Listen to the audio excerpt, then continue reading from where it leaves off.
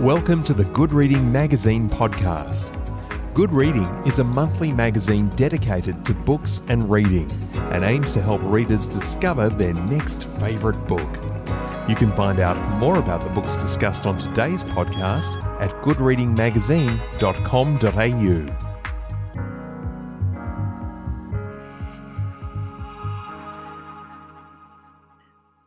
My Murder Forums. Subforum, Evelyn McCreery. Subject, Krista Reynolds. User Lion Song. Did you guys know that there's another active missing persons case in the Nannine area? A little girl named Krista Reynolds went missing in 2005, about 3 hours from the McCreery home. User Waffletoid. 3 hours? Casting the net a little wide, aren't you? User Lion Song. Dudes, this is outback Australia. A 3-hour drive is like 4 houses away. Alana Reynolds was the only 20-something woman inside the coffee shop, but Lane thought he could have picked her out even in a crowd of them. She looked uncannily like the photograph of Krista that he had tucked inside the manila folder in his hands. Her hair was neater, straightened to fit an angular bob that framed the same sharp chin and large brown eyes. On Alana, the wide apart eyes were striking, almost fey, enhanced by precisely applied makeup. She had grown into it. He hoped Krista had too. Hello and welcome to the Good Reading Podcast. Shelley Burr's day job is in the field of waste policy and she's studying agriculture with a focus on soil science. But today I'm talking to Shelley Burr, the author, about her award-winning debut novel, Wake. Shelley Burr, welcome to the Good Reading Podcast. Thank you. It's great to be here. Wake won the 2019 CWA Debut Dagger Award and has been shortlisted for numerous others. How does it feel to be the newest drought noir talent after so many accolades for your very first novel? It feels unreal that I was the winner of that award. It was a complete shock to me on the day when it was my name that came out. I wasn't in attendance at the awards dinner, which in hindsight, I wish that I had gone, but it was held in the UK. And so it felt like a very long way to travel when I was entirely sure that I was going to watch someone else win. So I actually found out on Twitter the morning of, and then just had this surreal day where I got on the bus and I went to work and I wrote a report about meat exports, whereas in the back of my mind, it's just like buzzing away that everything is about to change. That's a wonderful outcome for you. If we can talk for a moment about drought noir, what is the essence of drought noir for you? And did you ever set out to write within the confines of that genre?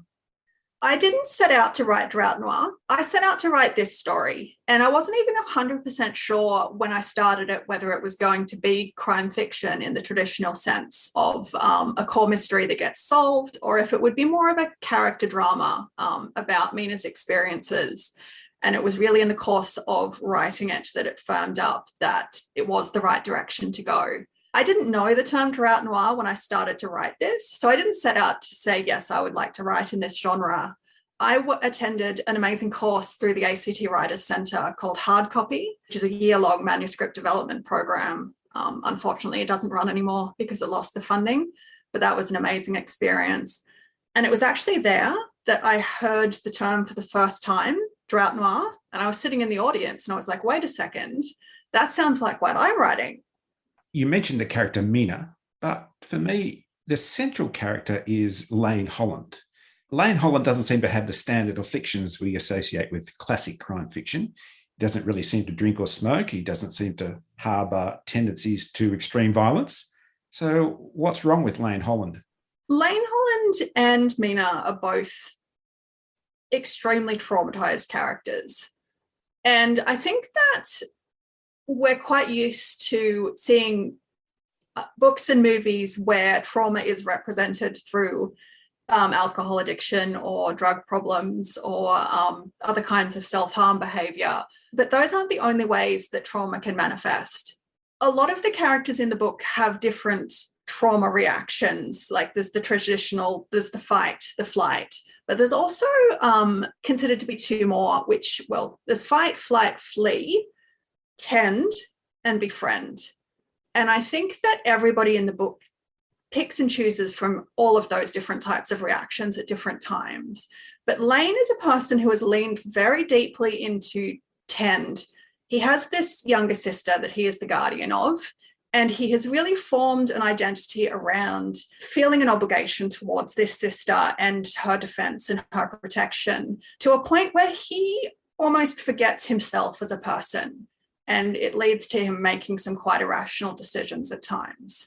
That's a really great insight. I also get the sense with Lane that, unlike Mina, who's grown up in the town of Nannine, but I get the sense that Lane doesn't really belong in that landscape. He's very much the outsider in the town that Wake is set. That was always the intention. And Mina fits very intensely into her life. And she set a life up that perhaps not ideal, and it's perhaps not even healthy, but she is content with it to continue that way. And so Lane's role in the narrative is really to knock her off course and push her out of that comfortable space that she's jammed herself into. So he is very much an outsider, and he is a person who doesn't necessarily view anywhere as home. He's always been a very mobile character. He's always, if anything, like the roads are where he's most comfortable with. He's always traveled around. He's always been in motion. So he comes into this space where people have been very, I don't want to use the word stuck, but where people are very rooted to their location, where, you know, they may go back generations, they feel very strongly connected to the town that they live in. In some ways, they're oblivious to the fact that there is a far longer history of this town or this space and this part of the country that existed long before the town itself did. But that's really quite foreign to him to feel that connection. One really obvious characteristic of Wake is that it's not your standard shoot 'em up, knock 'em down kind of thriller. It's much more cerebral. What's the connection between, I guess, those internal machinations that go on in the minds of your characters with the Australian landscape that we might traditionally associate with this thing we're talking about, drought noir? What's the connection between those two? Yeah, it's certainly not necessarily a book with a lot of on-screen violence. There's a lot left to the imagination. It's certainly not a book where violence is absent. I think in terms of drought noir, there is potential here that there's two subgenres emerging, in that there are two different things that people can take away from it. The isolation in drought noir is such a fascinating idea. It allows for a certain level of lawlessness to be present, because these towns are often hugely under-resourced in terms of police presence.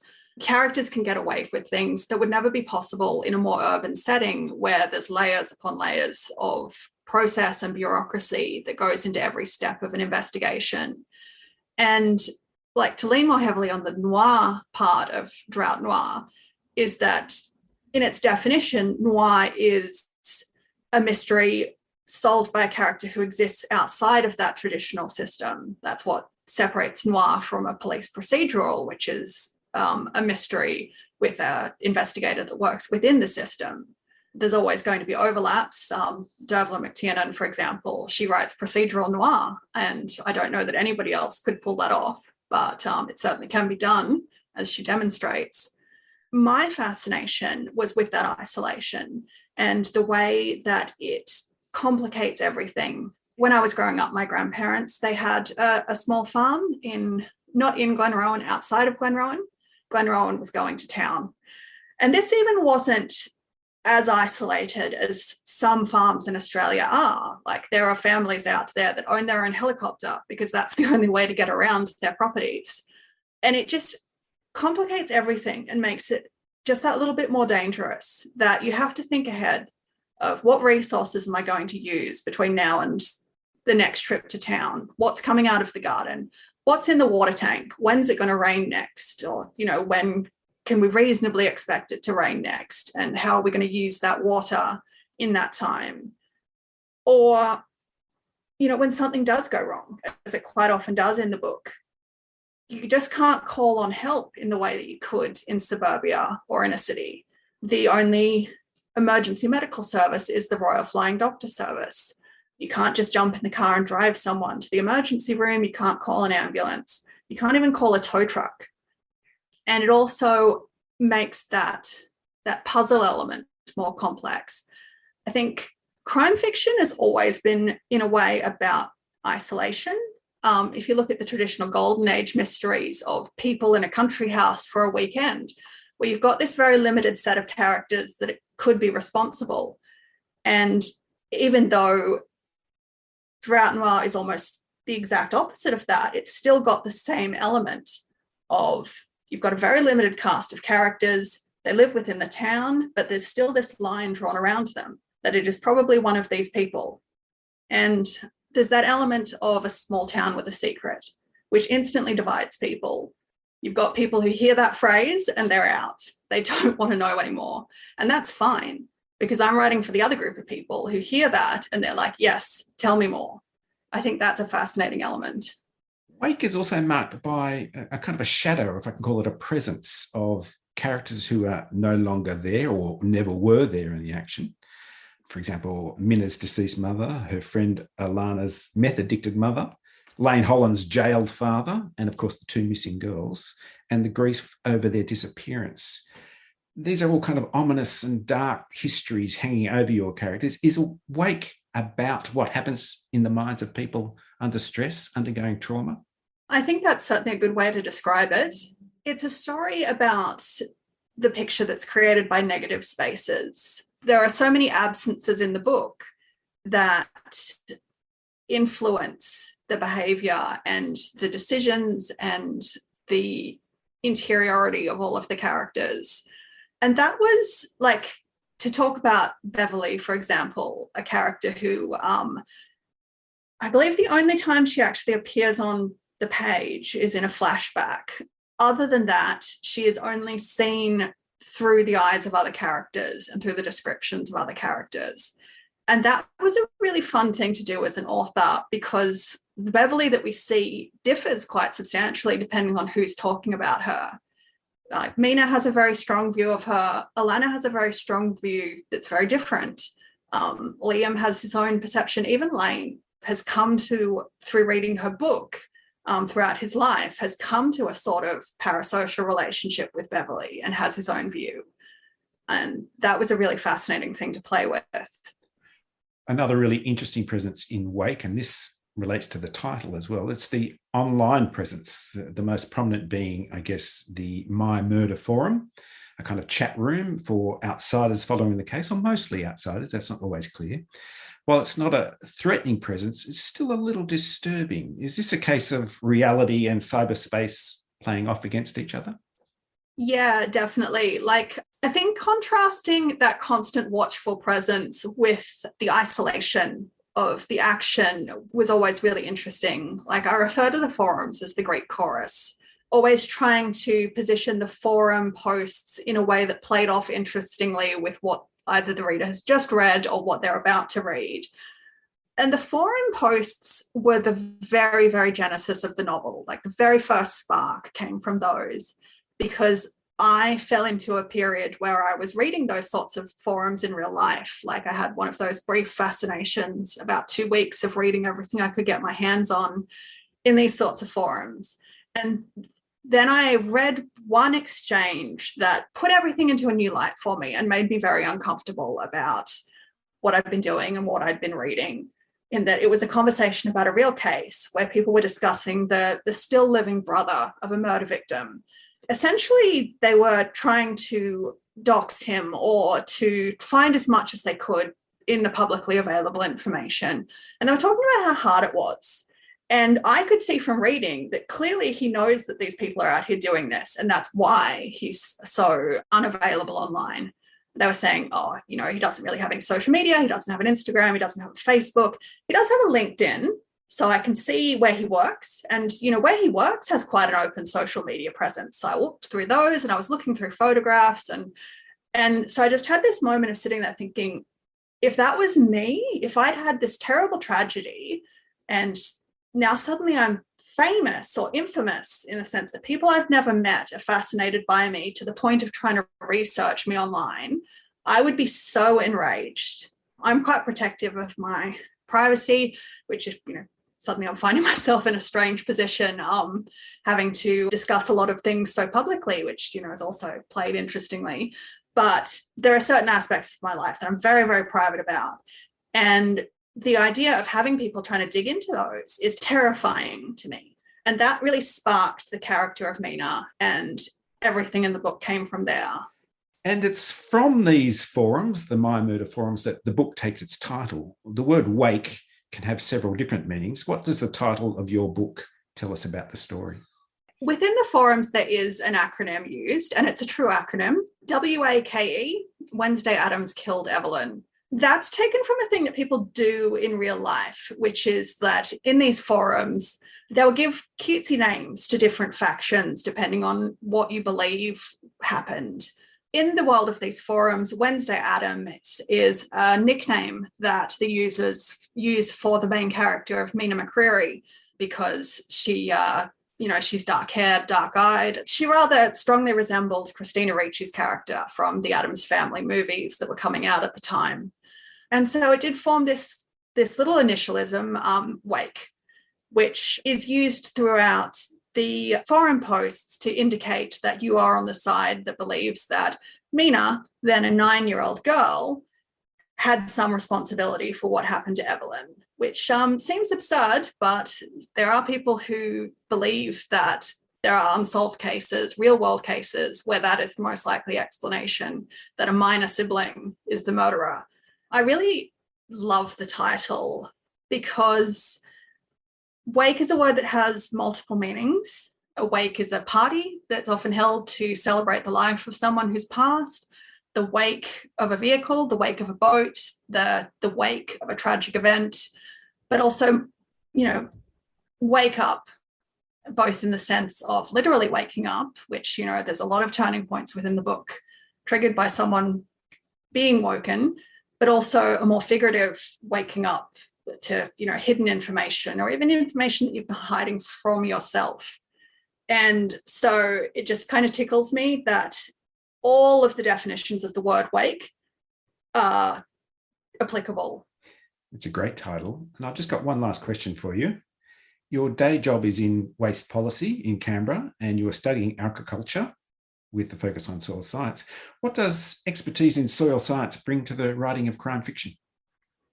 The study of this kind of science does tap into the same part of my brain that really loves crime fiction. Like, one of the things that you learn from an agriculture course is how to read a landscape, how to look around and pick up information and see, all right, if this kind of plant is growing here, then what does that tell us about how this land has been used over the last 10, 20, 50 years? You can look at soil and have a fairly good idea of what kind of rocks you're likely to find if you dig down, what the climate is, how often it rains here. One of our lecturers said that by the end of the course, he thinks that he could pick up one of his students and drop them anywhere in the world, and not just in Australia, but anywhere in the world, and they could look at the landscape and start providing information. And like for drought noir in particular, it ties in because, that same science crosses over into things like the signs of a clandestine burial, soil disturbances, plant disturbances, picking up on what doesn't fit within the reading of a landscape.